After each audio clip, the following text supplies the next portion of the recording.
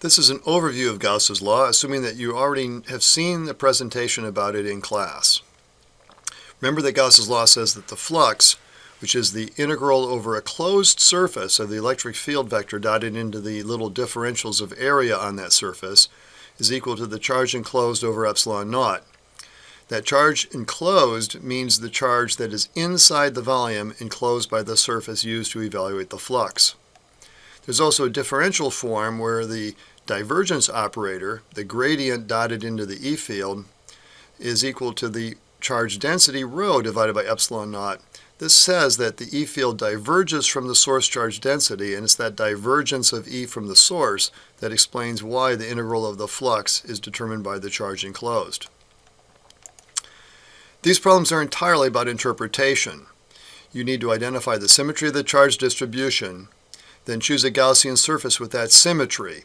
You locate the surface where you want to know the field, but the important step is that symmetry, because that symmetry guarantees that you can break apart that integral and extract the electric field from the flux.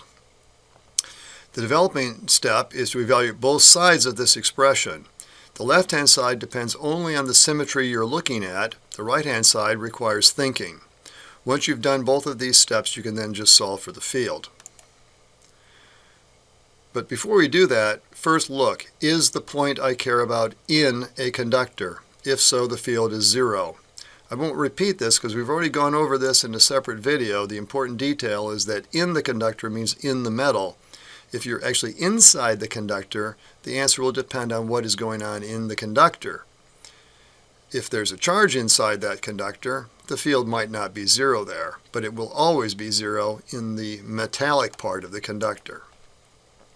Okay, first, spherical symmetry. We use a spherical Gaussian surface because we can infer that the electric field vector points radially away from whatever charge distribution I've got inside that surface. So I can define the E vector to be ER, where ER is the field strength, which could be positive or negative, and R hat is, of course, the radial vector in spherical coordinates.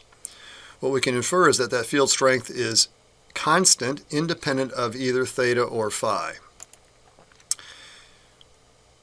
As a result, when we take the dot product of the radial field times R hat with the surface area vector, which is R hat dA, we get just ER times dA, where ER is constant, comes out of the integral, and the integral of dA is just 4 pi r squared, the surface area of a sphere. So our result is 4 pi r squared E equals Q enclosed over epsilon naught. When we solve this, divide by the 4 pi r squared and regroup, we get 1 over 4 pi epsilon naught out in front. That's just K, our standard parameter from Coulomb's law, multiplying Q enclosed divided by R squared. So it looks just like Coulomb's law, but we have to think and figure out what Q enclosed is because there is no single formula for it. You have to add up the charges inside of each surface of radius R before you can calculate the field. The things that you need to know are how to calculate those integrals when you've got various things inside. If it's a point charge, the enclosed charge is just the Q of that point charge. If it's a spherical shell, then it's the surface charge density of that shell times the area of the shell, which is 4 pi r squared. But of course you only include this if that shell is actually inside of R. If you've got a solid sphere, it's the volume density rho times 4/3 pi r cubed. Again, you'd use a radius there depending on whether or not you've got your Gaussian surface inside or outside of the sphere. That part requires thinking. If you've got a hollow sphere, then it's the volume density times the volume of a hollow sphere, which you remember is just the volume of a solid sphere subtracting away the volume of the hollow part.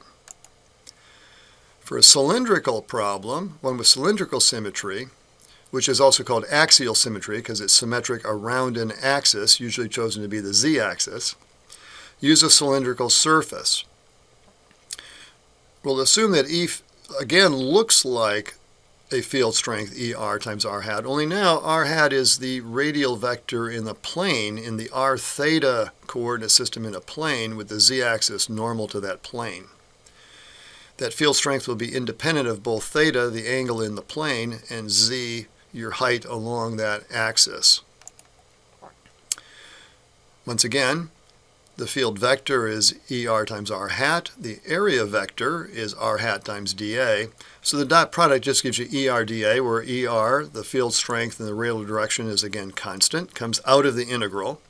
Only now the integral of dA is 2 pi RH, where I'm assuming the cylinder has radius R and height h. You might choose to lay the cylinder on its side, in which case you might have a capital L there for the length of the cylinder, but I personally prefer to set the cylinder on end, parallel to the z-axis. So the cylindrical solution looks like 2 pi r h times ER. When we solve that by dividing by 2 pi r h, the sensible thing is to keep the 2 pi epsilon naught r together in the denominator. You might even regroup it to be 1 over 2 pi epsilon naught, because you'll do that the same every single time you do the problem. But I group the h with the q enclosed, and the reason for that is there will also be an h in the q enclosed. Your answer can't depend on the height that you've chosen for this particular slice that's involved in evaluating the surface integral. And again, you have to add up what's inside. Now the volume integrals involve the volumes that are inside of a cylinder. If it's a line charge, all that comes through is the linear charge density times the height of the cylinder, because it's just a line inside of that cylinder.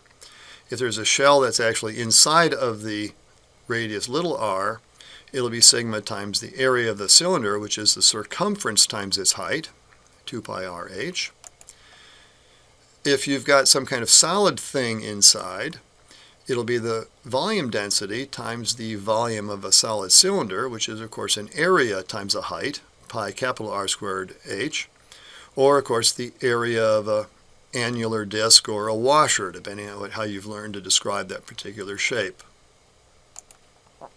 For plane symmetry, you use planes that are parallel to the charged plane, and the faces of the Gaussian surface are the only thing you really pay much attention to. The sides can have any shape you wish as long as they're parallel to the E field, so there's no flux through them. All of the flux will be through the faces of the Gaussian surface that are parallel to the charged sheet. Here I'll describe it as if the E field is in the x direction, so it's EXI hat, where the charged sheet is therefore in the YZ plane. Then you can find the field strength at a distance x from the plane of the charge, but it turns out x does not appear in the answer. I won't work through the details here. There's two fairly simple situations, either an infinite charged sheet where the E field points out both sides of the sheet, and therefore you get twice EX times A for the flux, or a charged conductor where E is 0 inside the conductor, and so the E field only points out through the one side of the conductor, and you just get EX times A for the flux. I don't expect you to derive these on exams. Somebody may in the distant future, but what you need to know here is just that E is sigma over 2 epsilon naught for the charged sheet, and sigma over epsilon naught for the conductor. So that's all there is to do with this.